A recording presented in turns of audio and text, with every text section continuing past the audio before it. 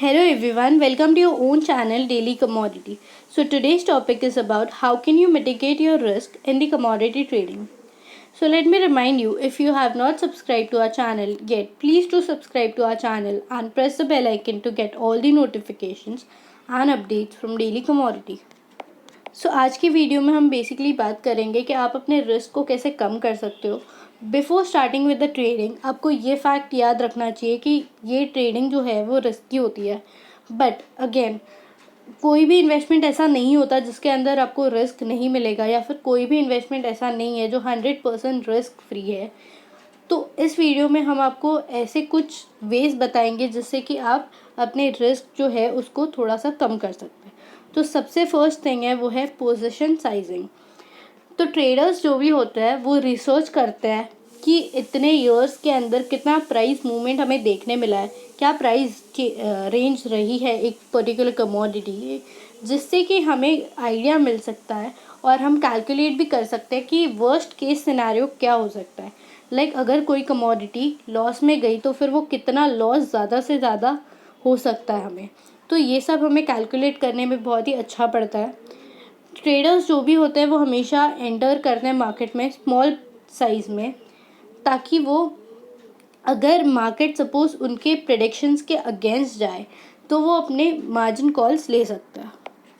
Second जो चीज़ है वो है रिस्क मैनेजमेंट। कभी कभी जो बेस्ट रिसर्च आइडियाज़ होते हैं वो भी वैसे वर्कआउट नहीं करते जैसे कि एक्सपेक्ट किया हो। कभी कभी ट्रेडर्स के जो प्रेडिक्शन होते हैं वो भी वर्कआउट नहीं करते और जितना रिटर्न उन्होंने एक्सपेक्ट किया होगा वो उनको नहीं मिल पाता है।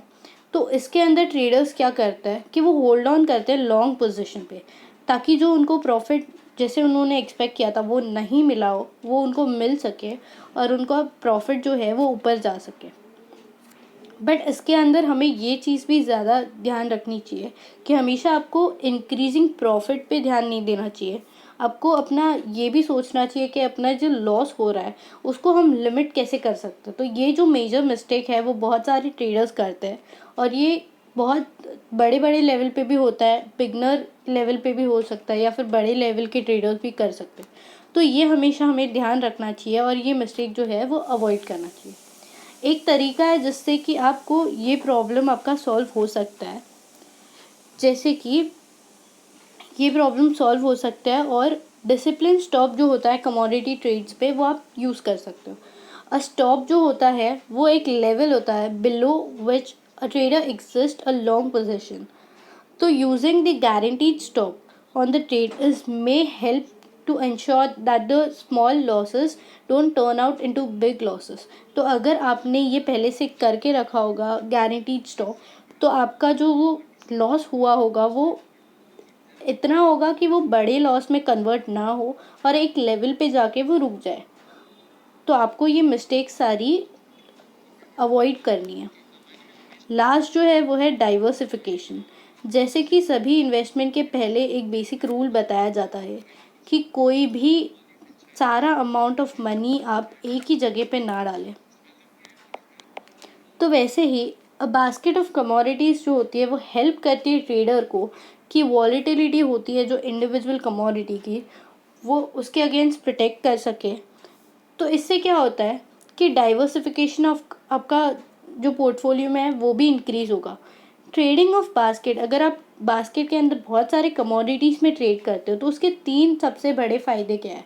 सबसे first, it can provide protection against the inflation. जैसे ही आप सेविंग्स वगैरह करोगे घर के अंदर, आप कुछ पैसे हर मंथ सेव करोगे, फिर ईयर सेव करोगे, कुछ साल बाद आपके पास पैसे इंक्रीज़ हो जाएंगे, बट उसकी जो वैल्यू है 5 ईयर्स के बाद उसकी वैल्यू डिक्रीज़ हो जाएगी। अगर इन्फ्लेशन हुआ तो फिर सारी चीज़ों के प्राइस इंक्रीज़ हो जाएगी। आपके पास पैसे तो होंगे बट फिर भी आप उसको अफोर्ड नहीं कर पाओगे। तो अगर आप कोई भी इन्वेस्टमेंट करते हो तो इसके अंदर आपको फ़ायदा ये मिलता है कि इन्फ्लेशन जो होता है उसके अंदर प्रोटेक्शन मिलता है उसके अगेंस्ट। सेकंड जो फ़ायदा है वो है कि it can add diversification to the portfolio that is heavily comprise of the financial asset. जैसे कि अगर आपने हर एक चीज़ों में इन्वेस्ट किया है तो वो आपकी पोर्टफोलियो की वैल्यू इंक्रीज़ करेगा क्योंकि बहुत सारे असेट भी होंगे उसके अंदर। थर्ड जो है वो है it can protect trader from the volatility of the movement in the individual commodity. अगर आप कोई भी एक पर्टिकुलर कमोडिटी में इन्वेस्ट करते हो और अगर उसके अंदर कोई भी प्राइस चेंज हुआ, ऊपर या नीचे हुआ, तो फिर आपको प्रॉफिट या लॉस हो सकता है। बट अगर आप हर एक कमोडिटी या फिर बहुत सारी कमोडिटीज़ में इन्वेस्ट करते हो, तो अगर एक में लॉस हो रहा है तो सेकंड में वो कवर अप हो सकता है। तो आपको हमेशा थोड़ी ज़्यादा कमोडिटीज़ में इन्वेस्ट करना चाहिए।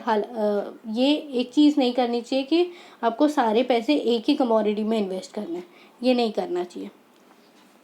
एक वे जिससे ट्रेडर जो है वो डाइवर्सिफाई कर सकता है कमोडिटी का जो पोर्टफोलियो होता है उसको ही, जैसे कि trading different types of the derivative हो गया, जिसके अंदर आता है एक्सचेंज ट्रेडेड फंड, ETF भी कहते हैं उसे, इंडेक्स फंड और एक्सचेंज ट्रेडेड कमोडिटीज़। तो ऐसे बहुत सारे ऑप्शंस हैं। आप अपने बजट के हिसाब से, आप अपने सब कुछ जानने के बाद आप डिसाइड करना कि आपको कौन सा आपको प्रेफरेबल है और उसके अंदर इन्वेस्ट करना।